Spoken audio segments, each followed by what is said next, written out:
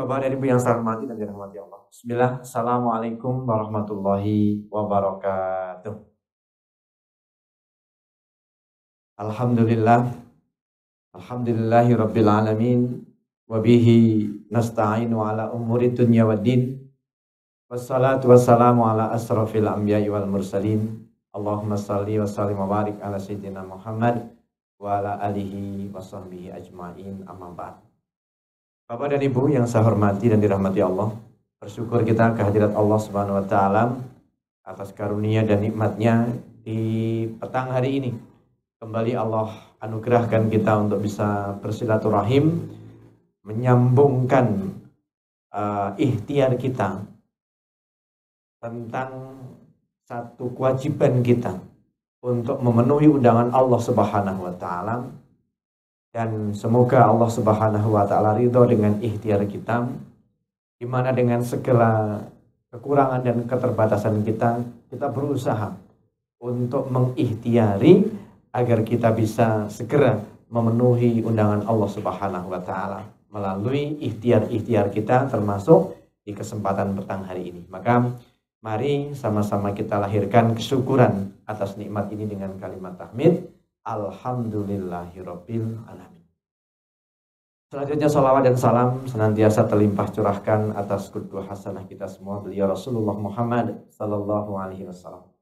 Salawat dan salam semoga Allah limpah curahkan pula kepada keluarganya, para sahabatnya dan seluruh umatnya, dan semoga Allah jadikan kita menjadi bagian dari umatnya beliau sallallahu alaihi wasallam yang mendapatkan anugerah syafaatnya, amin ya rabbal alamin. Bapak dan Ibu yang saya hormati, kita awali kegiatan kita, kajian kita dengan basmalah. Bismillahirrahmanirrahim. Di pertemuan yang lalu kita telah sama-sama mengetahui bahwa ibadah umroh itu memiliki beberapa kriteria, beberapa hal yang harus terpenuhi yang disebut sebagai syarat, rukun, wajib, dan sunnah-sunnahnya. Maka di kesempatan yang baik ini kita akan masuk ke dalam pembahasan yang lebih detail. Bagaimana pada saat kita memulai kegiatan ibadah kita, ibadah umroh kita, bahwa umroh itu diawali dengan kegiatan kita memakai kain ihram. Maka ihram inilah sebagai awal bagi kita untuk melakukan transformasi diri. Ya, jadi umroh ini adalah sesuatu yang memberikan kepada kita dampak psikologi yang sangat luar biasa. Karena pada saat itu kita tidak hanya sekedar mengenakan 2 lembar kain bagi bapak-bapak, tetapi kita benar-benar sedang melakukan sebuah deklarasi bahwa kita siap untuk meninggalkan hal-hal yang terkait dengan dunia kita. Kita tinggalkan ego kita. Kita tinggalkan kesombongan kita. Kita tinggalkan penghambaan kita. Ya. Yang kalau seandainya itu selama ini masih menyelinap di dalam kehidupan kita, yang kita harus tinggalkan. Karena segala hal yang kemudian menjadikan kita sebagai seorang hamba selain hambanya Allah Subhanahu wa taala, itu hanya akan membuat kita sengsara. Kita akan dibuat repot karenanya. Karena hanya berharap dan bersandar kepada Allah Subhanahu wa taala, kita akan mendapatkan kenyamanan dan ketentraman di dalam menjalani kehidupan. Maka ihram sekali lagi adalah sebuah deklarasi diri kita, sebuah pernyataan tegas diri kita bahwa kita siap untuk meninggalkan hal-hal yang terkait dengan ego, kesombongan, dan duniawi kita. Bapak dan Ibu yang saya hormati dan dirahmati Allah Subhanahu wa taala, maka pada saat kita memakai kain ihram, kita secara implisit menyatakan bahwa aku datang ya Allah, aku hadir ya Allah, Aku tinggalkan segala hal demi Engkau ya Allah. Maka Bapak dan Ibu yang saya hormati dan dirahmati Allah, pada saat kita mengenakan kain ihram, 2 lembar kain bagi bapak-bapak dan ibu-ibu mengenakan kain yang kemudian menanggalkan semua aksesoris duniawi. Sehingga sunnahnya bagi kaum muslimah, bagi para ummahat, bahwa pakaian yang dikenakan adalah pakaian yang standar, yang tidak mencerminkan bahwa posisi atau derajat sosial di dalam kemasyarakatan kita. Jadi pakaian yang dikenakan adalah pakaian yang sederhana, tidak memiliki corak yang mencolok, tidak memiliki aksesoris. Pokoknya yang penting adalah bahwa pakaian itu benar-benar menutup aurat. Maka disarankan dan disyariatkan bahwa untuk kaum muslimah memakai kain yang berwarna polos hitam atau putih.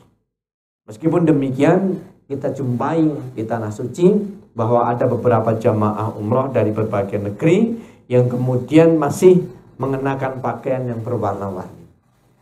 Pertimbangannya bisa jadi berbeda dengan apa yang kita pelajari di kesempatan malam hari ini. Mungkin mereka memang sudah merasa bahwa pakaian ini adalah pakaian yang bisa menanggalkan segala macam ego, segala macam kesombongan, segala macam hal yang keduniawian.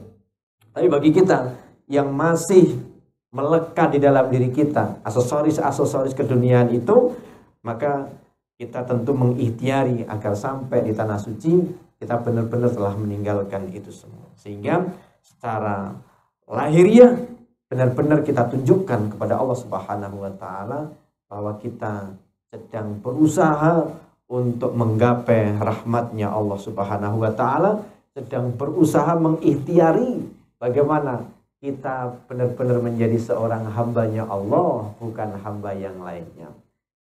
Sugeng rawuh Pak Rimonggo, Bapak Ibu yang saya hormati dan dirahmati Allah Subhanahu wa taala, ya. Jadi bagi Bapak Ibu yang barusan hadir di studio maupun yang barusan ikut di rumah, maka di kesempatan malam hari ini kita akan mengawali sebuah pemahaman di mana ketika kita memakai kain ihram itu adalah sebuah proses transformasi diri kita, sebuah deklarasi kita kepada Allah Subhanahu wa taala bahwa kita siap untuk meninggalkan hal-hal yang terkait dengan keakuan kita. Maka Bapak dan Ibu yang saya hormati dan dirahmati Allah Subhanahu wa taala, kita kemudian akan dihadapkan pada sebuah situasi di mana sama-sama harus kita pahami bahwa ketika kita sudah memakai kain ihram, maka kita kemudian akan mempersiapkan diri untuk melakukan sebuah ikhtiar di mana kita melakukan sebuah rangkaian yang dicontohkan oleh Rasulullah Sallallahu Alaihi Wasallam. Maka ketika kain ihram sudah melekat di dalam tubuh kita, maka kemudian ada beberapa hal yang harus segera kita lakukan, yaitu kita kemudian disunnahkan untuk melaksanakan sholat sunnah 2 rakaat. Sholat sunnah 2 rakaat ini kita lakukan betul-betul untuk semakin menegaskan kita bahwa kita siap betul-betul menjalani proses transformasi ini, di mana kita menghadapkan diri kita, menghadapkan wajah kita kepada Allah Subhanahu wa taala dengan sepenuh diri kita, dengan kesadaran penuh yang bisa kita lakukan bagaimana agar kemudian Allah Subhanahu wa taala melihat diri kita tentang kesungguhan diri kita.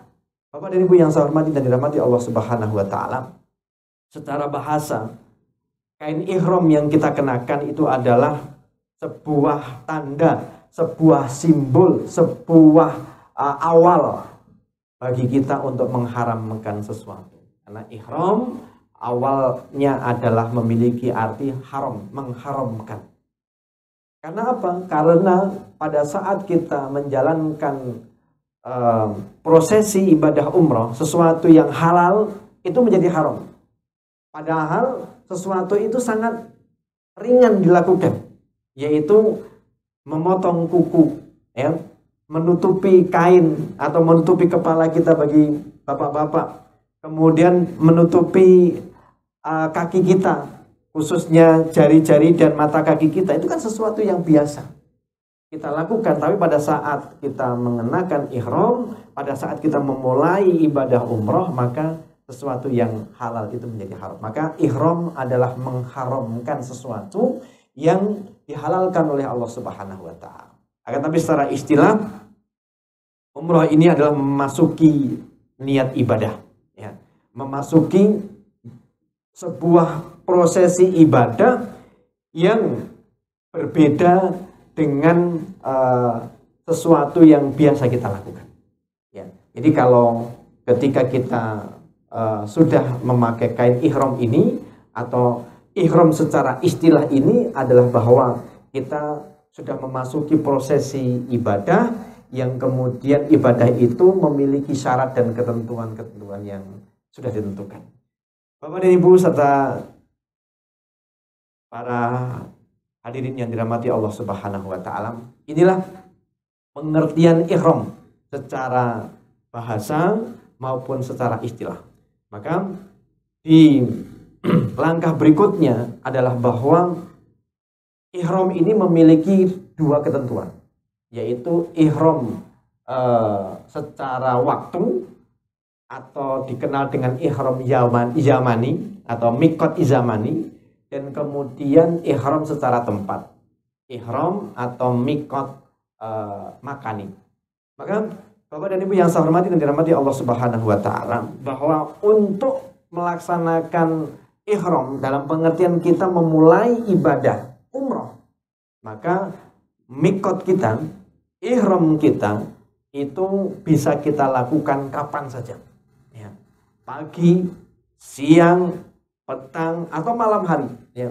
Akan tapi ketika kita memakai kain ihram untuk melaksanakan haji, mikot kita untuk haji, maka tentu ini sudah ditentukan waktunya. Tidak bisa kita melaksanakan di sembarang waktu. Akan tapi ketika kita melaksanakan umroh, maka mikot kita itu pengecualiannya adalah pada saat para jamaah haji akan melaksanakan ibadah hajinya. Di luar itu kita bisa melakukannya kapan saja, ya. Tanggal 1, 2, 3, 4, hari Senin, Selasa, Rabu, Kamis, dan seterusnya bisa semua, ya. Maka secara umum bahwa mikot untuk umroh itu bisa kita lakukan kapan saja, ya, kecuali di waktu-waktu ibadah haji. Sementara kalau mikot makani adalah sama dengan mikot pada saat kita atau jamaah haji melaksanakan mikotnya, yaitu bahwa untuk jamaah dari Indonesia khususnya, mikot yang biasa dilakukan adalah dari Bir Ali, atau biasa juga disebut dengan Zulhulaifah, karena ini arahnya adalah dari arah Madinah menuju Mekah, ya. Sebagian besar jamaah kita itu mengawali ibadah umroh ketika mereka sudah tiba dulu di Madinah, meskipun ada beberapa yang kemudian langsung menuju ke Mekah. Nah, maka kalau ada jamaah yang langsung menuju ke Mekah, maka mikotnya tidak di Bir Ali tapi di Yalamlam.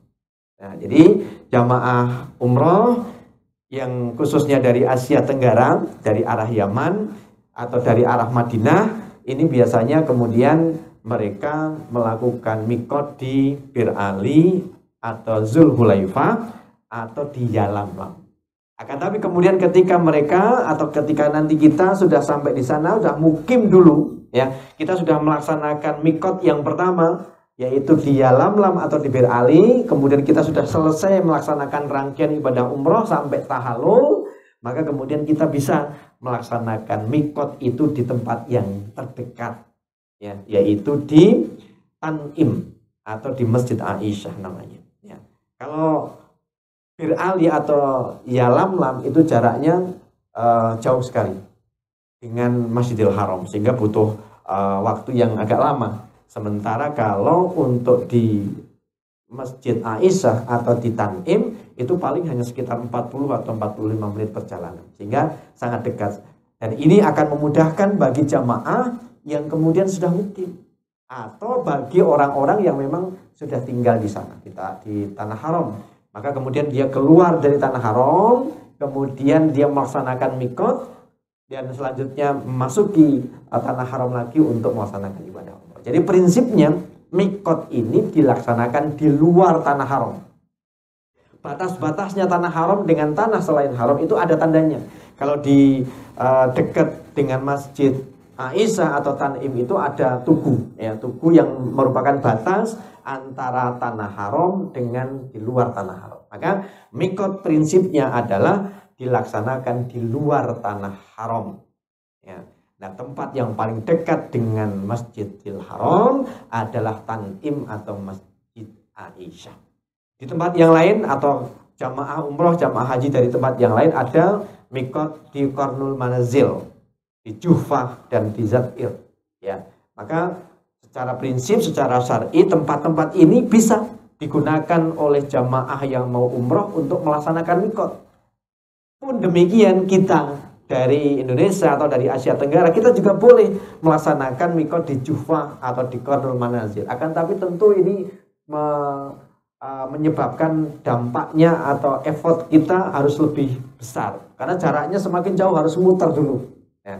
Maka Allah Subhanahu wa Ta'ala melalui Rasulullah SAW telah memberikan kemudahan, masing-masing tempat wilayah memiliki mikot ya, sehingga akan memudahkan para jamaah haji, jamaah umroh untuk melaksanakan memulai umroh atau memulai haji ini. Bapak dan Ibu yang saya hormati dan dirahmati Allah Subhanahu wa Ta'ala. Nah, maka kemudian ketika kita sudah memakai kain ihram, ya, seyogianya kita ya, memperhatikan hal-hal apa saja yang mesti kita lakukan sebelum dan setelahnya. Di pertemuan yang lalu kita sudah mengetahui bahwa sebelum kita memakai kain ihram, kita disunnahkan untuk mandi, ya, mandi besar. Ya. Tapi kalau seandainya tidak memungkinkan, bisa kita lakukan mandi itu tidak di tempat mikot kita, tapi mungkin di hotel atau mungkin bahkan di tanah air ya, pada saat kita akan menuju ke tanah suci. Karena ketika kita melaksanakan proses ibadah umroh itu langsung dari tanah air menuju ke Mekah, maka sangat mungkin kita melaksanakan sunnah umroh ini atau mandi ini di tanah air. Tetapi ketika kita sudah tinggal dulu di Madinah, maka mandi itu bisa kita lakukan di Madinah. Akan tapi yang afdol, yang utama tentu kita mandi besar itu di tempat mikot kita. Maka tergantung dari kondisi kita masing-masing, Bapak dan Ibu yang saya hormati, apakah kita memungkinkan untuk mandi di tempat kita mikot atau tidak. Ya, prinsipnya adalah ini sunnah. Ya, kita ikhtiari semaksimal, seoptimal mungkin agar kita bisa mendapatkan kemuliaan dari ibadah sunnah yang kita lakukan. Tapi manakala memang tidak memungkinkan, ini tidak akan mempengaruhi keabsahan dari ibadah kita. Yang berikutnya, ya, bahwa setelah kita mandi maka kita memakai kain ihram, ya, bagi bapak-bapak 2 lembar kain, bagi ibu-ibu pakaian yang menutup aurat dari kepala sampai dengan ujung kaki sebagaimana pakaian yang biasa digunakan. Hanya saja disunahkan untuk pakaian yang tidak memiliki corak ya. Apakah pakaian itu berwarna gelap atau berwarna cerah, nggak ada apa-apa ya, nggak ada masalah. Tapi yang pasti adalah diusahakan jangan sampai memiliki warna yang mencolok. Maka pada umumnya jamaah umrah untuk ibu-ibu atau kaum muslimah itu berwarna hitam atau berwarna putih. Bapak dan Ibu yang saya hormati dan dirahmati Allah Subhanahu wa Ta'ala, cara memakai kain ihram ini nanti akan kita bahas di sesi berikutnya. Nanti Bapak-bapak akan kita ajari bagaimana memakai kain ihram agar aman, agar nyaman. Karena ketika kita tidak memakai kain ihram dengan cara yang benar, maka ini juga berisiko ya. Karena sangat berpeluang bagi jamaah umroh untuk lepas ya kain ihramnya itu. Maka bagaimana caranya agar kain ihram itu tetap terjaga meskipun kemudian nanti pada saat kita melaksanakan ibadah umroh atau haji itu berdesak-desakan. Jangan sampai kemudian justru dengan cara kita memakai kain ihram yang tidak tepat, maka kemudian kita berpeluang terbuka aurat kita. Karena apa? Karena untuk kaum bapak-bapak tidak diperbolehkan memakai pakaian dalam, ya. Kecuali yang diizinkan hanya 2 lembar itu saja. Maka pastikan 2 kain ihram ini benar-benar bisa menutup aurat kita. Ya, insya Allah nanti akan kita praktekkan bagaimana cara memakainya. Bapak dan Ibu yang saya hormati dan dirahmati Allah Subhanahu wa taala, maka setelah kita benar di dalam memakai kain ihram, kita kemudian sholat sunnah ya di tempat kita mikot, di masjid di mana kita mengambil niat. Maka setelah itu ya kita kemudian berniat untuk melaksanakan umroh itu ya. Kita sama-sama nanti lafadzkan bersama-sama bahwa niatnya umroh adalah labbaik Allahumma umrotan ya. Labbaik Allahumma umrotan. Aku penuhi panggilanmu ya Allah untuk melaksanakan umroh. Jadi labbaik Allahumma umrotan ya. Tapi disingkat labbaik Allahumma umrotan. Jadi pahami ya Bapak Ibu sekalian, yang di rumah maupun yang di studio, mari sama-sama kita lafadzkan labbaik Allahumma umrotan. Monggo. Labbaik Allahumma umrotan. Sekali lagi monggo. Labbaik Allahumma umrotan. Aku penuhi panggilanmu ya Allah. Yuk. Aku penuhi panggilanmu ya Allah untuk melaksanakan ibadah umrah. Ayo kita lafadzkan bersama-sama. Aku penuhi panggilanmu ya Allah untuk melaksanakan ibadah umrah. Ya. Ini sesuatu yang sangat mendasar Bapak Ibu sekalian. Ya. Insya Allah mudah diingat artinya. Karena nanti kita akan terus melafadzkan kalimat talbiyah yang lafadznya sama. Labbaik. Labbaik itu adalah aku penuhi. Ya. Labbaik Allahumma, aku penuhi panggilanmu ya Allah. Umrotan, untuk melaksanakan ibadah umrah. Nah, Bapak dan Ibu yang saya hormati dan dirahmati Allah Subhanahu wa taala, maka ketika kita sudah melaksanakan niat umrah ini, maka pada saat itu ya segala hal yang tadinya halal menjadi haram. Ya, segala yang tadinya dibolehkan menjadi tidak boleh. Apa saja itu? Nah, ini yang kemudian harus kita pahami bersama-sama Bapak dan Ibu sekalian. Yang sering kali kita lupa adalah karena memakai wangi-wangian itu sesuatu yang mungkin sudah menjadi kebiasaan bagi kita ya. Maka Bapak dan Ibu yang saya hormati, ketika kita sudah memakai kain ihram, kita tidak boleh memakai wangi-wangian ya. Bahkan sekedar sabun ya, karena sabun umumnya kan aromanya wangi kan ya. Hampir tidak ada kita menemukan sabun yang tidak memiliki aroma ya. Maka sabun, sampo, lotion juga ya, itu tidak boleh kita gunakan. Maka kalau kemudian kita menginginkan untuk memakai lotion atau menginginkan untuk memakai sun cream misalkan pada saat kita umroh itu cuaca di tanah suci pas panas, maka pastikan itu kita pakai, kita gunakan sun cream kita atau lotion pelembab kita itu sebelum kita berniat ya. Jadi itu dibolehkan karena memang tidak sedikit jamaah umroh yang tidak toleran dengan suhu panasnya di tanah suci, khususnya di Masjidil Haram. Ya, sudah adzan Bapak Ibu sekalian, kita break sesaat.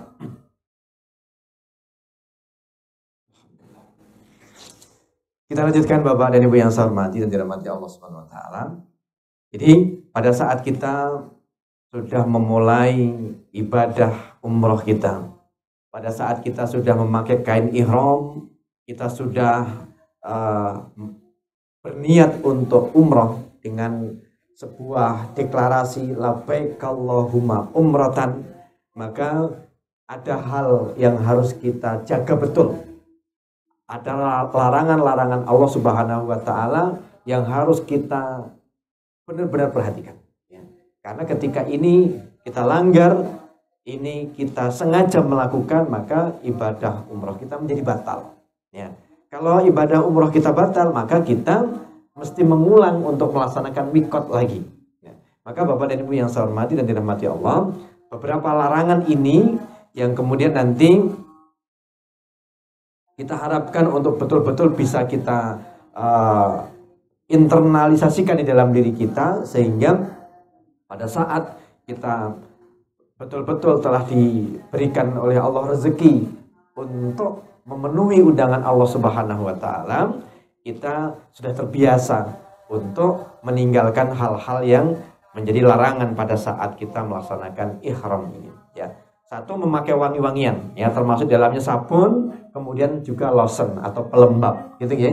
Jadi nanti Bapak Ibu, khususnya ibu-ibu nih yang paling rawan, ya, untuk parfum, untuk pelembab atau lotion atau untuk sunscreen, ya. Maka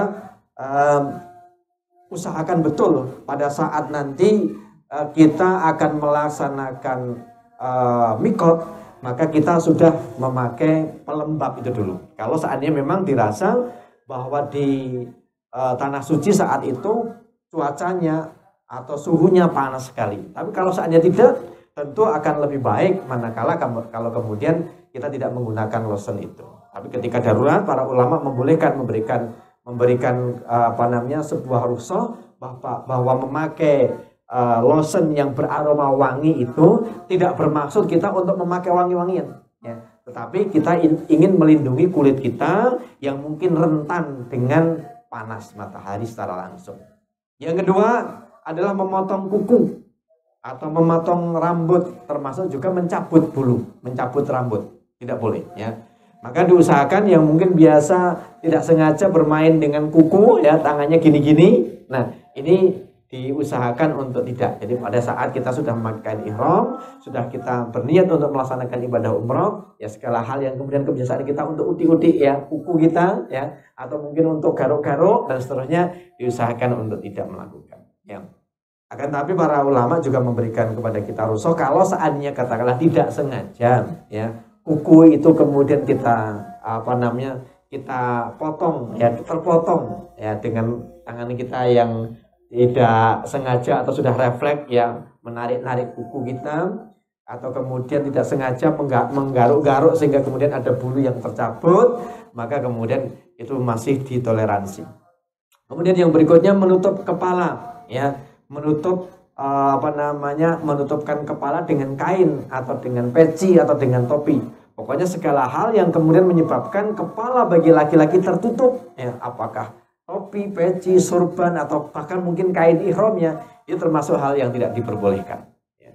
Kemudian yang berikutnya menutup wajah bagi perempuan yang biasa memakai cadar, ya, maka pada saat itu tidak boleh, atau memakai masker juga tidak boleh, ya. Jadi pada saat kita memakai ihram, ya, maka menutup wajah bagi perempuan, ya, tidak diperbolehkan, ya. Kemudian yang berikutnya adalah berburu, ya, atau membunuh hewan, ya. Mungkin bisa jadi Bapak dan Ibu yang saya hormati, kita sudah terbiasa, tangan kita refleks ketika ada lalat nemplek, kita kita pukul, ada nyamuk nemplek, kita pukul, ya. Mungkin bisa jadi seperti itu. Akan tapi sepanjang yang saya pernah alami bahwa di tanah suci itu hampir tidak ada lalat, tidak ada nyamuk, ya. Kalau seandainya ada, tidak mengganggu proses jamaah umroh, sehingga kemudian insya Allah kita tidak akan terganggu oleh lalat atau terganggu oleh nyamuk pada saat kita melaksanakan umroh ketika kita memakai kain ihram. Tapi sangat dimungkinkan, ada kalanya mungkin ada satu dan hal kondisi ternyata banyak nyamuk atau ternyata ada lalat, maka nggak usah kemudian kita mencoba untuk membunuh atau mencoba untuk mengusir, biarkan saja. Tetapi kalau kemudian tidak sengaja lalat itu kita keplak, nyamuk itu kita pukul, ya, dan kemudian jadi mati lalat dan nyamuk itu, maka para ulama juga masih membolehkan. Yang tidak boleh adalah ketika kemudian lalat itu kemudian kita kejar-kejar, ya, karena takut nanti menggigit kita, atau lalat itu kita kejar-kejar takut kemudian masuk atau nempel di makanan kita. Maka Bapak dan Ibu yang saya hormati, lalat dan nyamuk, ya, ketika kemudian termasuk hal yang kemudian kita buru, kita kejar supaya kita bisa membunuhnya, maka itu satu bagian termasuk ke dalam hal yang tidak diperbolehkan. Meskipun pada esensinya yang dimaksud dengan memburu atau membunuh hewan ini adalah dulu pada zaman Rasul dan pada zaman sahabat itu kan mereka melaksanakan mikot ya, itu di tempat yang jauh memerlukan perjalanan yang lama, sangat dimungkinkan di perjalanan itu mereka bertemu dengan hewan buruan ya, bertemu dengan hewan yang halal dimakan, maka tidak diperbolehkan. Nah kalau kita mungkin yang menggoda itu adalah burung merpati, Bapak Ibu sekalian ya. Burung merpati di sana kan banyak sekali. Nah maka kemudian nggak usah kemudian kita mengejar atau memburu burung merpati. Di samping itu tidak diperbolehkan karena nanti akan melanggar larangan ihram, juga akan melanggar aturan dari pemerintah Saudi. Karena burung merpati di sana adalah termasuk hewan yang dilindungi secara undang-undang. Maka ketika ada seorang yang mengambil, menangkap atau bahkan membunuh dengan sengaja, maka akan mendapatkan sanksi hukumnya. Maka Bapak dan Ibu yang saya hormati, yang dirahmati Allah Subhanahu wa taala, meskipun secara esensi membunuh atau berburu binatang itu adalah sesuatu yang kemudian berpeluang besar dilakukan oleh para kaum muslimin di zaman dulu, tapi tidak menutup kemungkinan juga akan bisa kita laksanakan, kita lakukan dengan tidak sengaja. Maka ini yang harus kita jaga. Jangan sampai kita sudah memakai kain ihram, sudah mengambil mikot, sudah berniat untuk umroh atau haji, kita kemudian justru mengalihkan perhatian untuk berburu atau membunuh hewan. Yang berikutnya hubungan suami istri. Ya, tentu ini sesuatu yang sesuatu yang tidak lazim, ya, sesuatu yang mungkin akan benar-benar bisa kita hindari. Akan tapi bisa jadi juga bahwa setan tidak akan pernah berhenti menggoda, mengganggu manusia, termasuk jamaah yang sedang akan melaksanakan haji maupun umroh. Maka ini yang harus kita sadari, yang harus kita hindari, bahwa pada saat kita memakai kain ihram, kita tidak berbolehkan untuk berdekat-dekat dengan pasangan hidup kita. Yang sesuatu itu nanti akan menghadirkan atau melahirkan syahwat. Nah, maka jika dilanggar hal-hal yang kemudian sudah kita ketahui tadi, maka solusinya adalah kita kembali melaksanakan mikot atau kemudian kita membayar denda atau membayar dam. Mana yang paling memungkinkan? Kalau seandainya mengambil atau mengulang mikot itu lebih mudah, maka tentu kita akan memilih untuk mengambil mikot lagi, mengawali ibadah umroh lagi. Tapi kalau seandainya nggak memungkinkan, maka kita diizinkan untuk membayar dam atau membayar denda dengan seekor kambing. Demikian Bapak dan Ibu serta hadirin yang dirahmati Allah Subhanahu wa taala, beberapa larangan yang harus kita ketahui pada saat kita memakai kain ihram, pada saat kita memulai melaksanakan ibadah umrah. Ihram ya, yang sudah kita pahami adalah bahwa ini menjadi transformasi diri kita, menjadi sebuah proses deklarasi kita untuk meninggalkan dunia kita melaju menuju pada Allah Subhanahu wa taala. Sementara di sisi lain, ihram ini juga menjadi titik awal kita berhijrah. Ya. Saat kita mengenakan kain putih, ya, kita sedang berkata kepada Allah, ya Allah, aku tinggalkan dunia. Aku datang sebagai hamba yang hina. Mohon Engkau berkenan menyucikan hamba, ya Allah, dengan kekotoran, kemaksiatan yang telah hamba lakukan. Maka Bapak dan Ibu yang saya hormati dan dirahmati Allah Subhanahu wa taala, bahwa kain ihram ini adalah sebuah manifestasi bagi kita untuk meninggalkan hal-hal buruk yang sudah menjadi kebiasaan kita. Maka ini adalah sesuatu yang sangat fundamental bagi kita. Harapannya apa?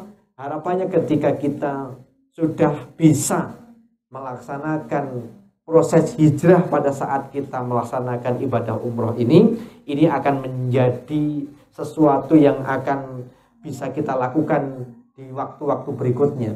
Bahwa ternyata hijrah itu menjadi sebuah kebutuhan bagi kita. Hijrah adalah menjadi sesuatu yang sangat esensi untuk kemudian kita lakukan. Karena betapa ketika kita menyadari diri kita, ternyata banyak hal yang kalau itu kewajiban belum bisa kita tunaikan. Kalau yang itu larangan belum sepenuhnya kita bisa meninggalkannya. Maka hijrah adalah menjadi sebuah keniscayaan bagi kita yang menyadari bahwa kita butuh Allah Subhanahu wa taala, kita butuh pertolongan Allah Subhanahu wa taala. Maka ihram adalah titik awal kita untuk melaksanakan hijrah. Bapak dan Ibu yang saya hormati dan dirahmati Allah Subhanahu wa taala, maka jangan anggap bahwa ihram ini adalah sebuah formalitas. Memang ini adalah sebuah syarat, ini adalah sebuah rukun, tapi jangan berhenti ini adalah sebuah formalitas. Tapi ini adalah sebuah momen yang sakral, ya. Saat kita mengucapkan labbaik Allahumma umratan, kita sedang mengetuk pintu langit. Kita sedang membersihkan hati kita, meluruskan niat kita, siap untuk menjadi tamunya Allah Subhanahu wa taala. Jadi Bapak dan Ibu yang saya hormati dan dirahmati Allah Subhanahu wa taala, hal yang mendasar pada saat kita memakai kain ihram ini adalah bahwa ini yang sedang kita ikhtiari untuk mengetuk pintunya langit. Untuk betul-betul kita dianggap oleh Allah sebagai hamba. Kita sedang memantaskan diri di hadapan Allah Subhanahu wa taala bahwa kita berusaha untuk menjadi hamba yang baik. Kita berusaha untuk menjadi hamba yang taat. Kita berusaha untuk menjadi hamba yang hanya mengibadahi Allah Subhanahu wa taala, tidak mengibadahi yang lain.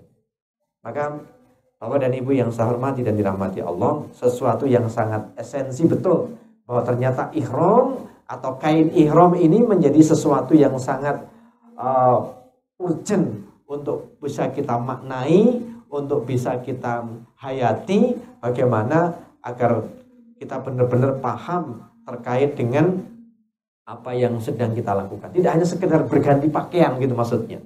Tidak hanya sekedar formalitas, tetapi ini adalah sesuatu yang betul-betul memiliki dampak bahwa kita sedang berusaha untuk hijrah dengan menanggalkan dan meninggalkan kebiasaan-kebiasaan buruk kita yang mungkin selama ini sudah menjadi kebiasaan kita.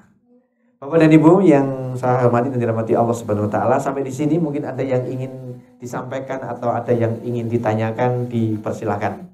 Sebelum kita lanjutkan, kita masuk ke pembahasan tentang tawaf.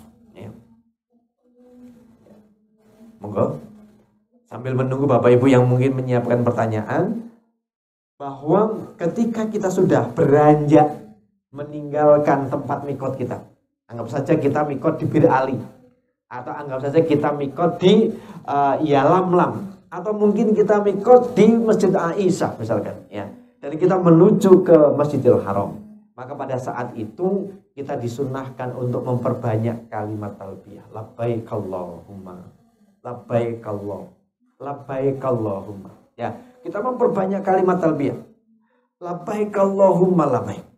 Ya Allah, aku penuhi panggilanmu ya Allah. Aku penuhi undanganmu ya Allah. Labbaik la syarika laka labbaik. Aku penuhi undanganmu ya Allah. Aku penuhi panggilanmu ya Allah. Tidak ada sekutu bagimu ya Allah. Aku penuhi panggilanmu ya Allah.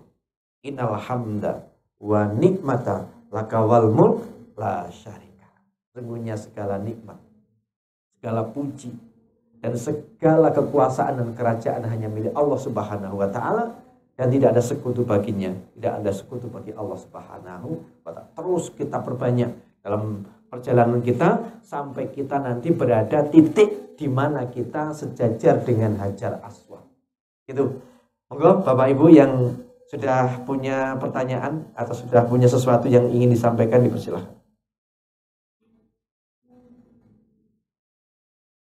Belum ada, kita lanjutkan ya, kita lanjutkan Pak Joko, Pak Ri, ya. Mbak siapa namanya? Mbak? Oh, Mbak Syifa ya, Mbak Syifa sama Mbak Naswa ya.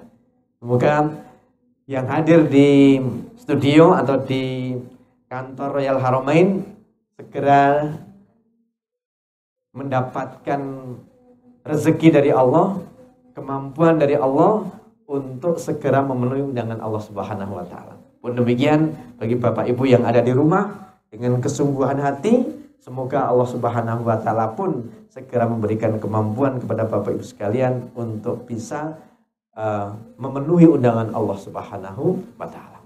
Bapak dan Ibu yang saya hormati, kita lanjutkan beberapa saat lagi bahwa ketika kita menuju dari tempat mikot kita ke Masjidil Haram, itu ada beberapa hal yang kemudian harus kita lakukan. Selain kita memperbanyak kalimat talbiyah, ya, maka pada saat kita memasuki Masjidil Haram, maka yang harus kita lakukan adalah sebagaimana kita memasuki masjid-masjid di mana kita biasa, ya, di tanah air atau di tempat kita tinggal. Pada saat kita memasuki masjid ada doa yang dicontohkan oleh Rasulullah Shallallahu Alaihi Wasallam. Gimana doanya untuk memasuki masjid? Bismillahi abwaaba rahmatika. Ya. Doanya adalah itu. Meskipun kemudian ada doa yang panjang, ada doa yang kemudian nanti Bapak Ibu akan mungkin bisa dihafal, ya, doa-doa yang nanti akan kita sama-sama ajarkan di poin berikutnya, ya, supaya nanti kita lebih fokus dulu, kita memahami secara hikmah, secara secara hakikat di mana kita sedang melaksanakan rangkaian ibadah umroh. Sementara untuk doa-doanya nanti kita akan pelajari di sesi-sesi yang berikutnya. Jadi bahwa ketika kita mulai memasuki masjid, ada doa yang kemudian dicontohkan oleh Rasulullah. Minimal doanya adalah Bismillahi abwaaba. Ya Allah, dengan namamu ya Allah, aku mohon untuk mendapatkan keberkahan, ya, untuk mendapatkan rahmat dengan memasuki masjidmu ini ya Allah. Jadi pada saat itu kita memohon kepada Allah Subhanahu wa taala untuk mendapatkan rahmatnya Allah Subhanahu wa taala. Terus kita kemudian sambil melanjutkan langkah kita menuju di tempat kita akan memulai tawaf, kita nanti akan ketemu sebuah pemandangan di mana saat kita pertama kali melihat Ka'bah. Pada saat kita melihat Ka'bah, maka juga ada doa yang harus nanti kita lantunkan di hadapan Allah Subhanahu wa taala, ya. Di mana pada saat itu kita kemudian disunahkan untuk berhenti, ya, ketika kita belum menemukan tempat yang nyaman untuk berhenti, maka cari pokoknya sambil kita menuju ke tempat kita akan melaksanakan tawaf, maka kita cari tempat yang nyaman untuk berdiri sesaat, kita melihat Ka'bah dan kemudian kita meminta kepada Allah Subhanahu wa taala. Bapak dan Ibu yang saya hormati dan dirahmati Allah, di mana doa yang kita panjatkan pada saat kita melihat Ka'bah adalah doa meminta kepada Allah Subhanahu wa taala agar Allah menambahkan, ya, keagungan, menambahkan kemuliaan, menambahkan keberkahan. Dan kita juga meminta kepada Allah agar keberkahan yang Allah berikan kepada Baitullah itu juga dilimpah curahkan kepada kita. Nah, maka ini insya Allah akan kita perdalam di sesi berikutnya. Kita anggap saja Bapak Ibu yang saya hormati, di saat ini kita sudah berada di titik di mana kita sejajar dengan Hajar Aswad, ya. Nah, di mana pada saat kita akan melaksanakan tawaf ini, hal yang harus kita sadarkan di dalam diri kita bahwa tawaf itu adalah sebuah ikhtiar kita untuk mengelilingi cinta kepada Allah Subhanahu wa taala, untuk meraih cintanya Allah Subhanahu wa taala, untuk melaksanakan ketundukan kepada Allah Subhanahu wa taala. Karena yang sedang kita kelilingi, ya, tidak hanya sebuah bangunan Baitullah, sebuah bangunan Ka'bah, tapi kita sedang mengelilingi kebesaran Allah Subhanahu wa taala. Kita sedang mengelilingi pusat kehidupan, ya, Allah Subhanahu wa taala. Maka ketika kita sedang mengelilingi Ka'bah itu, hal yang harus kemudian kita tanamkan adalah kita sedang memiliki sebuah pemahaman, ini adalah sebuah manifestasi atau refleksi kita sebagai seorang hamba yang memiliki kebergantungan kepada pusat kehidupan. Maka setiap putaran di dalam kita melaksanakan tawaf adalah doa. Setiap langkah yang kita lakukan pada saat kita tawaf adalah harapan. Dan setiap detik yang kita lakukan pada saat kita mengelilingi Ka'bah itu adalah sebuah pengakuan bahwa yang menjadi pusat kehidupan kita adalah Allah Subhanahu wa taala. Mungkin selama ini yang menjadi tawaf kita bukan Allah, yang menjadi pusat perputaran kehidupan kita adalah pekerjaan kita, ya. Yang menjadi pusat perputaran kehidupan kita adalah keluarga kita, jabatan kita, kesibukan-kesibukan kita. Maka pada saat itu, pada saat kita melaksanakan tawaf, kita sedang berupaya untuk merefleksikan diri kita bahwa sebenarnya sejatinya yang harus kita putar, yang harus kita kelilingi itu adalah keberkahan, rahmat, ampunan dan cintanya Allah Subhanahu wa taala. Maka tawaf ini adalah kita sedang berusaha untuk memberikan kesadaran kepada diri kita bahwa sesuatu yang harus kita ikhtiari untuk terus kita putar, untuk kita kelilingi adalah rahmatnya Allah, cintanya Allah, berkahnya Allah, ampunan Allah Subhanahu wa taala. Itulah yang menjadi pusat kehidupan kita. Maka bagaimana kita kemudian mengembalikan diri kita bahwa pusatnya hidup kita itu adalah Allah. Bukan pusatnya kehidupan kita, pekerjaan kita, bisnis kita, kesibukan-kesibukan duniawi kita. Maka Bapak dan Ibu yang saya hormati dan dirahmati Allah Subhanahu wa taala, ya, ketika kita sudah memahami bahwa ternyata tawaf ini adalah sebuah manifestasi, sebuah refleksi diri kita yang akan membawa kesadaran diri kita bahwa Allah yang harus kita tuju, Allah yang harus kita ikhtiari untuk kita upayakan menjadi sedekat mungkin. Maka tentu kita harus memahami sebuah esensi di mana ternyata tawaf yang harus kita lakukan itu ada beberapa hal. Karena ternyata tidak semua tawaf itu memiliki esensi yang sama.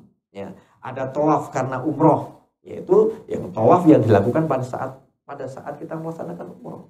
Ada juga tawaf kudum namanya, yaitu tawaf yang dilakukan oleh jamaah haji, ya, yaitu pada saat jamaah itu akan mengawali ibadah haji. Kemudian ada tawaf ifadah, ya, adalah tawaf yang kemudian dilakukan oleh jamaah haji yang termasuk menjadi rukun haji setelah melaksanakan wukuf di Arafah. Dan kemudian kalau untuk jamaah umroh adalah yang terkait dengan tawaf ini adalah tawaf wada dan tawaf umroh tadi. Tawaf umroh adalah pada saat kita melaksanakan tawaf itu, ini menjadi rangkaian dari ibadah umroh. Dan kemudian tawaf wada pada saat kita akan meninggalkan Masjidil Haram. Ya, pada saat kita sudah akan berniat meninggalkan Masjidil Haram, apakah kita menuju Madinah bagi jamaah umroh yang belum ke Madinah, atau bagi jamaah yang memang sudah menyelesaikan rangkaian di tanah suci, ya, yaitu mau pulang ke tanah air. Maka sebelum pulang itu disunahkan untuk melaksanakan tawaf wada namanya, tawaf perpisahan sebelum meninggalkan Makkah Al-Mukarramah. Inilah tawaf, tapi esensinya sama, bahwa pada saat kita melaksanakan tawaf itu mengelilingi Ka'bah, mengelilingi Baitullah, mengelilingi simbol Allah Subhanahu wa taala, bahwa kita sedang mengikhtiari bagaimana agar diri kita, hidup kita itu dekat dengan Allah Subhanahu wa taala. Kita tidak mau jauh dari Allah. Terus ya, meskipun kita ke selatan, ke selatannya kita dekat dengan Allah. Meskipun kita ke utara, ke utaranya itu kita mendekat kepada Allah. Meskipun kita ke timur, kita ke tenggara dan seterusnya, kita berusaha untuk tetap dekat dengan Allah Subhanahu wa taala. Kita tidak akan pernah membiarkan diri kita jauh dari Allah, karena kita sadar bahwa Allah yang kita butuhkan di dalam kehidupan. Allah lah yang akan mampu memberikan jaminan-jaminan di dalam kita menjalani kehidupan. Allah lah yang akan memenuhi kebutuhan hidup kita. Dan Allah lah yang akan memberikan kepada kita apa-apa yang menjadi hajat-hajat kita. Maka ketika kita dekat dengan Allah, kita yakin bahwa apapun yang menjadi kebutuhan kita, apapun yang menjadi hajat kita, itu akan dipenuhi oleh Allah Subhanahu wa taala. Akan tapi bagi hamba yang kemudian kehilangan kesadarannya, seolah-olah pekerjaannya itulah yang akan mencukupi kebutuhannya. Seolah-olah bisnisnya yang akan bisa memenuhi kebutuhannya. Seolah ikhtiar duniawinya itu yang kemudian akan menjadi tulang punggung bagi kehidupannya, yang akan menyebabkan kebutuhan hidupnya tercukupi. Tapi bagi kita orang yang beriman, bahwa sejatinya yang akan mencukupi kebutuhan hidup kita itu bukan pekerjaan kita, bukan bisnis kita. Karena betapa banyak kita lihat di keseharian kita, orang yang sibuk dengan pekerjaannya ternyata tidak cukup kebutuhannya. Orang yang memiliki pekerjaan, memiliki bisnis ternyata juga tidak sedikit yang kemudian ternyata kebutuhannya belum terpenuhi ya sesuai dengan keinginan-keinginan. Tapi bagi siapa yang kemudian mendekat kepada Allah, maka yakinlah bahwa Allah lah yang akan memenuhi kebutuhannya. Allah lah yang akan kemudian mengabulkan hajat-hajat dan doanya.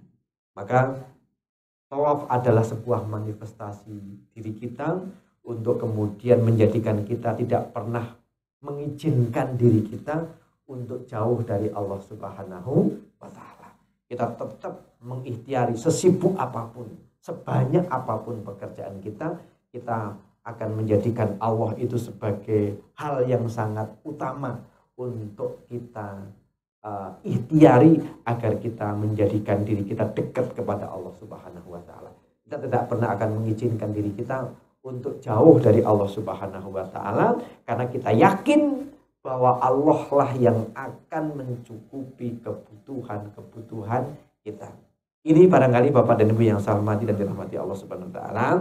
Semoga pertemuan ini memberikan kepada kita sebuah wawasan, syukur-syukur memberikan kepada kita sebuah kesadaran bahwa ternyata memakai kain ihram ini memiliki dampak yang sangat fundamental bagi diri kita.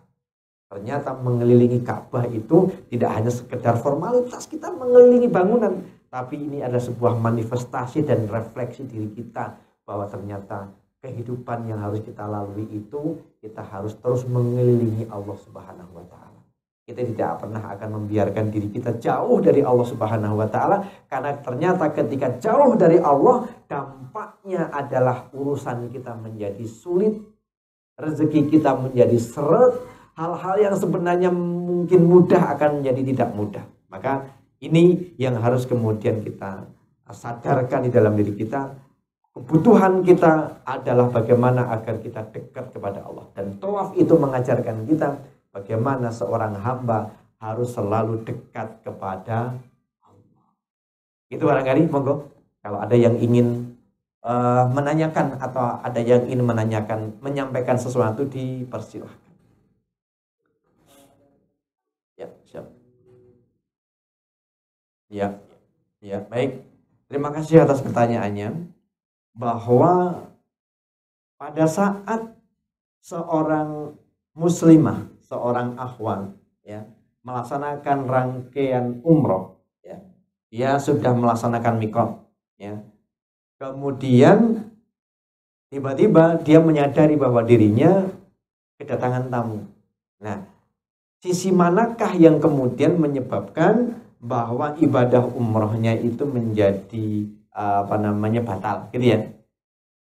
Atau apakah ibadah umrohnya itu masih bisa dianggap selesai ketika kemudian belum selesai rangkaian umrohnya itu tapi sudah keburu datang bulan, seperti itu ya? Nah, maka ini yang harus kemudian kita pahami, bahwa pada saat kita memulai melaksanakan ibadah umroh dari kita memakai kain ihram dan kita berniat untuk melaksanakan ibadah umroh dengan kita melafadzkan kalimat labbaik Allahumma umratan, maka seluruh rangkaian sampai dengan tahallul itu harus dilakukan. Maka kemudian para ulama memberikan kepada kita sebuah cara bagaimana agar kemudian kita bisa dianggap selesai melaksanakan rangkaian umroh meskipun ibadah umroh itu belum selesai. Sehingga kita pada saat kita melaksanakan niat labbaik Allahumma umratan, kita memohon kepada Allah, ya Allah ya, cukupkanlah ibadah umroh saya sampai saya tidak sanggup untuk melakukannya. Jadi misalkan tadi kalau seorang ummahat itu datang bulan, atau mungkin seorang yang sudah usianya lanjut kemudian memang fisiknya tidak memungkinkan untuk bisa melanjutkan lagi. Maka para ulama kemudian memberikan sebuah cara bagaimana agar kemudian kapan saja kita berhenti tidak bisa melanjutkan ibadah umroh, maka kemudian kita bisa melaksanakan tahallul di mana saja. Ya Allah, izinkan saya untuk bisa melaksanakan tahallul di mana saja saya tidak sanggup lagi untuk melanjutkan ibadah umroh. Akan tapi tentu ini adalah sesuatu yang bisa kita sikapi manakala bagi kaum muslimah yang kemudian memang pada saat itu adalah jadwalnya atau apa bahasanya kalau datang bulan itu ya menstruasi, bukan maksudnya ketika sudah jadwalnya atau sudah apa waktunya, sudah saatnya gitu ya. Jadi kan udah ketahuan nih, kan biasanya kalau perempuan sudah datang bulan itu kan rutin gitu ya, dan kemudian sudah seolah terjadwal. Nah, kalau kemudian kita akan melaksanakan umroh dan kemudian kok pas jadwalnya saya datang bulan, maka ada cara yang kemudian bisa kita lakukan dengan cara kita berkonsultasi dengan dokter pribadi atau berkonsultasi dengan seorang ahli yang sudah punya pengalaman dalam hal ini, yaitu bagaimana agar kemudian datang bulan saya itu dipercepat atau diperlambat. Sehingga pada saat kita melaksanakan umroh itu kita sudah tidak tidak mengalami datang bulan seperti itu. Maka ada yang kemudian dengan melakukan sebuah latihan, ya, sebuah ibarat kata bahasanya itu menanamkan keyakinan, meminta kepada Allah Subhanahu wa taala agar Allah menunda datangnya datang bulan, ya. Ada juga yang kemudian dengan meminum obat, meminum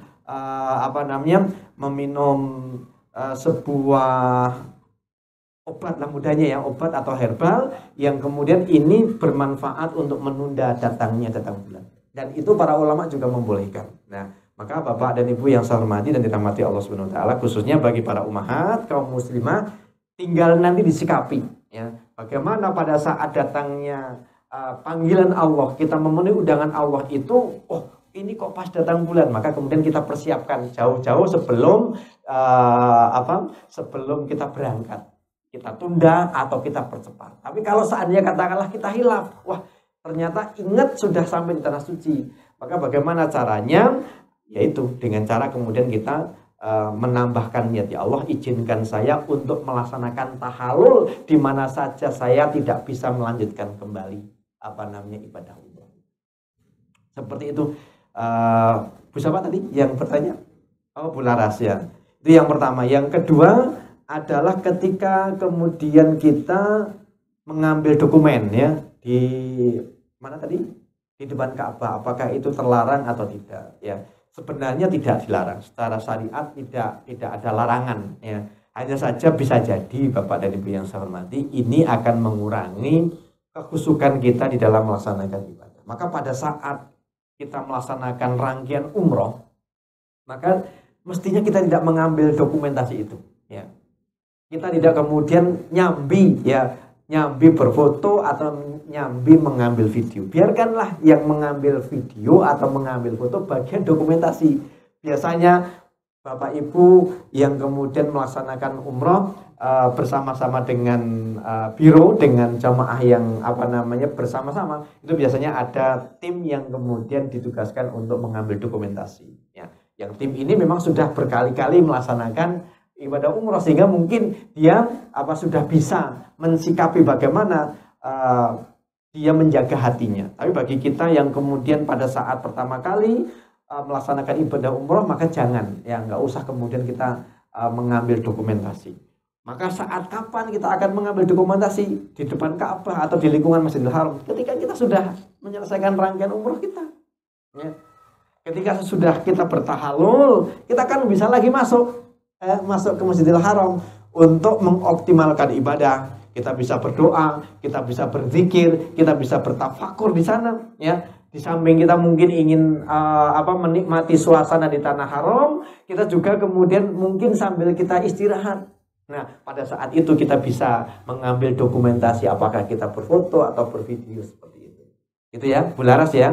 Jadi saran saya pada saat kita melaksanakan rangkaian ibadah umroh dari kita mikot sampai dengan kita tahallul, ya hindari sesuatu yang mengalihkan perhatian kita. Usahakan pada saat itu pikiran kita, hati kita fokus untuk melaksanakan ibadah, mendekatkan diri kepada Allah, mengoptimalkan peluang-peluang yang Allah janjikan di tanah suci, mulai dari mikot sampai dengan tahallul. Sementara kalau kita nanti butuh dokumentasi, kita ingin mendapatkan sebuah kenang-kenangan baik berupa video atau berupa foto, maka seyogyanya itu dilakukan pada saat di luar rangkaian ibadah umroh, dan itu masih banyak peluangnya. Ya, masih cukup waktunya bagi kita untuk kemudian dalam tanda kutip memuaskan diri kita untuk memiliki dokumen, apakah itu video maupun foto di luar rangkaian ibadah umroh. Karena rata-rata jamaah umroh di tanah haram atau di Masjidil Haram atau di Mekah itu biasanya kurang lebih 4 hari. Hingga kalau kemudian dalam sehari katakanlah kita melaksanakan umroh sehingga bisa melaksanakan umroh 4 kali, kita masih punya waktu di luar itu, masih cukup longgar. Tapi rata-rata jamaah umroh dari biro itu kalau 4 hari di sana 2, ya rata-rata itu 2 yang difasilitasi oleh biro. Tapi kalau melaksanakan sendiri umroh bagaimana? Boleh. Kalau 4 hari berarti kita punya peluang 4 kali. Bahkan kemudian saya punya teman yang karena memang fisiknya kuat, ya, dan sudah betul-betul bisa memahami seluruh rangkaian ibadah umroh, bisa berkomunikasi dengan baik, bisa menuju ke tempat mikot dengan aman, dan kemudian bisa melaksanakan rangkaian ibadah umroh dengan baik sampai dengan tahallul, maka dia bisa melaksanakan ibadah umroh dalam sehari itu lebih dari 1 kali. Ada yang 2 kali, ada juga yang 3 kali. Tapi bagi Bapak Ibu yang tidak memiliki bekal yang cukup, apakah fisik atau pengalaman atau mungkin bahasa, maka saya sarankan 1 kali melaksanakan ibadah umroh dalam sehari itu sudah sangat baik sekali, ya. Karena secara umum jamaah umroh itu adalah melaksanakan umroh selama di tanah suci itu adalah 2 kali ya umumnya. Tapi kalau kita iman-iman, kalau kemudian hanya cuma 2 kali, maka bisa minta izin kepada mutawif atau kepada tim leadernya untuk bisa melaksanakan umroh mandiri, ya. Kemudian mungkin dibantu dengan teman atau saudara, atau kita mungkin meminta tolong mutawifnya, meminta tolong tim leadernya bagaimana agar bisa mendampingi di luar jadwal yang ditentukan. Seperti itu Bapak dan Ibu yang saya hormati dan dirahmati Allah Subhanahu wa taala. Sehingga pertanyaan tadi, bagaimana sebenarnya hukumnya tentang mengambil dokumen pada saat umroh? Secara prinsip tidak ada larangan, akan tapi secara esensi bisa jadi itu mengganggu kekusukan. Maka alangkah baiknya mengambil dokumentasi itu dilakukan di luar rangkaian ibadah umroh, dan kita masih punya peluang untuk mendapatkan sesi itu, mendapatkan momentum itu. Apalagi kalau kemudian nanti kita diizinkan oleh Allah menjadi tamunya Allah itu, mendapati tempat menginap kita, hotel kita itu tidak jauh, maka kita bisa dalam tanda kutip wirawiri, ya.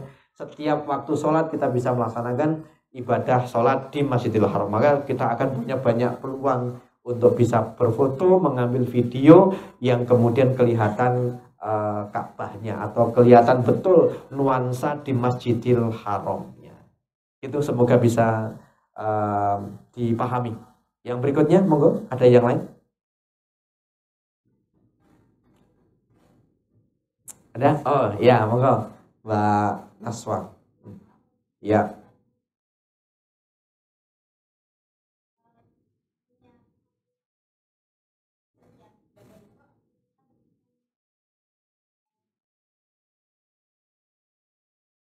Oh, ya. Ya. Jadi ini pertanyaannya untuk bapak-bapak atau ibu-ibu atau untuk semuanya? Oh, semuanya gitu ya. Baik. Ada pertanyaan Bapak Ibu sekalian, apakah kain ihram yang akan kita gunakan itu kita boleh nyetok? Artinya tidak hanya 1. Ya, tentu sangat boleh, ya. Jadi sangat dimungkinkan ketika kita melaksanakan umroh itu kain ihram kita kena najis, betul ya? Atau kotor, sehingga kemudian kalau kita ingin melaksanakan umroh lagi, kalau kita nunggu kain ihram kita dicuci dan bersih lagi sampai kering siap dipakai lagi, kan butuh waktu lama itu. Sementara waktu di sana kita terbatas. Nah, maka disarankan juga bahwa setiap jamaah umroh itu memiliki minimal 2 kain ihram. 2 set, dua setel gitu ya. Ya, bagi bapak-bapak berarti memiliki 4 lembar kain. Karena kain ihram itu sama ukurannya, baik yang dipakai untuk bawah maupun yang atas. Maka kemudian ketika memiliki 2 set kain ihram, pada saat kemudian kita sudah melaksanakan umroh yang pertama, kok kita merasakan kotor itu ya, kemudian dicuci, kemudian dijemur. Nah, kita sambil menunggu keringnya kain ihram yang sudah kita jemur, kita cuci tadi, kita tetap bisa melaksanakan umroh dengan kain yang lain. Pun demikian ibu-ibu, kan kalau ibu-ibu kain ihramnya kan jubah biasa, kain gamis biasa, maka idealnya memiliki cadangan 1, jadi sehingga punya 2, atau bahkan bisa jadi banyak di antara jamaah umroh ibu-ibu itu mereka membawa semua kain itu adalah kain yang bisa dipakai untuk umroh, ya. Jadi bekal kainnya itu, bekal pakaiannya, bekal bajunya itu yang memiliki syarat untuk bisa dipakai umroh. Kecuali biasanya kalau dari biro itu kan ada kain seragam, pakaian seragam, biasanya batik gitu ya. Nah, kecuali pakaian batik itu yang biasanya dipakai pada saat berangkat atau pulang. Tujuannya apa? Tujuannya memudahkan identifikasi. Karena tidak sedikit jamaah umroh itu yang tidak familiar dengan bandara, tidak familiar dengan lingkungan baru, sehingga kalau kemudian menggunakan seragam mudah dikenali oleh tim leader atau mutawifnya, sehingga kemudian ketika tersesat atau ketika tertinggal dengan jamaahnya mudah untuk dicari, gitu ya. Dan kemudian bagaimana ketika di tanah suci, ketika ketika sedang melaksanakan umroh di Masjidil Haram, bagaimana mengenalinya? Nah, biasanya dari biro itu sudah memberikan identitas, apakah itu berupa sal ataukah berupa kain kecil untuk memberikan tanda, apakah itu warnanya hitam, warnanya merah, warnanya biru, atau warna yang lain sebagai tanda bahwa ini adalah identitas di dalam kelompoknya, sehingga kalau nanti ada jamaah yang tertinggal, mencari jamaah yang lainnya itu mudah. Seperti itu ya. Jadi Bapak dan Ibu yang saya hormati dan dirahmati Allah Subhanahu wa taala, secara prinsip idealnya kita memiliki kain ganti untuk ihram, untuk bisa melaksanakan umroh itu lebih dari 1, ya. Sehingga ketika kain ihram kita itu kotor, kita tidak terhalang untuk bisa melaksanakan umroh berikutnya. Wah, pengen umroh lagi, tapi kainnya kotor, kan sayang jadinya. Nah, tapi kalau kemudian kita sudah menyiapkan kain lebih dari 1, ternyata Allah tidak mengizinkan, kita pengen umroh yang berikutnya, tapi kita sakit qadarullah, atau mungkin lelah sekali tidak memungkinkan untuk melaksanakan umroh yang kedua atau yang berikutnya, itu adalah bagian dari rezeki yang harus kita syukuri, bahwa Allah Subhanahu wa taala tentu akan memberikan kepada kita yang terbaik. Bagaimana kita menyikapinya? Apakah kemudian rugi? Wah, tiwasane udah bawa kain ihram lebih dari 1 ternyata nggak kepake. Nggak ada ruginya. Ya. Maka ketika kita sudah berhusnudzon kepada Allah Subhanahu wa taala, kita menyiapkan dengan bekal yang cukup, tapi qadarullah di sana tidak terpakai, nggak rugi. Allah Subhanahu wa taala pasti akan memberikan kepada kita jazak, balasan sesuai dengan ikhtiar kita, sesuai dengan kesungguhan kita. Tidak ada hal yang sia-sia. Meskipun kemudian bisa jadi kain ihram itu tidak terpakai, ya. Tapi kita sudah meniatkan bahwa kita ingin melaksanakan ibadah di tanah suci dengan optimal. Kita sudah menyiapkan bekal yang cukup, kita sudah menyiapkan perlengkapan yang baik. Tapi ketika Allah memberikan kepada kita sesuatu yang di luar keinginan kita, maka syukuri apa yang ada. Seperti itu.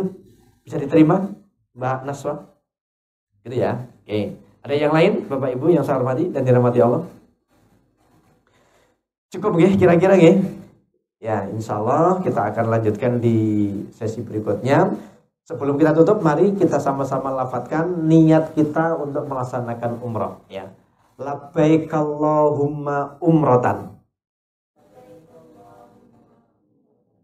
Kita ulangi sekali lagi, labbaik Allahumma umratan. Aku penuhi undanganmu ya Allah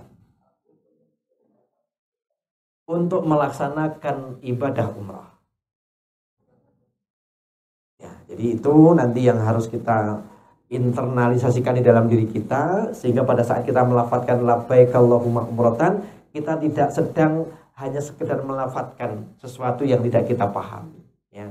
Karena tidak sedikit di antara jamaah umrah yang belum paham tentang makna dari labbaik Allahumma umratan itu. Maka kita semoga bisa memahami betul bahwa ini adalah sebuah deklarasi kita, bahwa kita akan memenuhi undangan Allah Subhanahu wa taala untuk melaksanakan ibadah umroh dengan siap meninggalkan segala kesibukan, segala beban, segala embel-embel yang melekat di dalam diri kita. Begitu barangkali yang bisa kita pelajari di kesempatan yang baik ini. Semoga ini semakin menguatkan tekad kita, menguatkan bekal kita untuk kemudian betul-betul segera ingin memenuhi undangan Allah Subhanahu wa taala.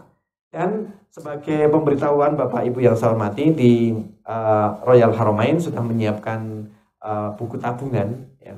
Maka monggo Bapak Ibu yang ingin kemudian menitipkan uang tabungannya ke kami, insya Allah sudah disiapkan buku tabungannya dan insya Allah akan dikelola atau disimpan dengan baik, tidak akan kita gunakan untuk hal-hal yang lain, karena kami yakin betul bahwa Allah Subhanahu wa taala yang akan melengkapi, Allah Subhanahu wa taala yang akan mencukupi. Maka mari kita mulai, sedikit apapun sesuatu yang bisa kita sisihkan, hasil yang bisa kita ikhtiarkan, maka mari kita tunjukkan kepada Allah bahwa kita memang sungguh-sungguh kita sedang berusaha untuk menjemput pertolongan Allah Subhanahu wa taala.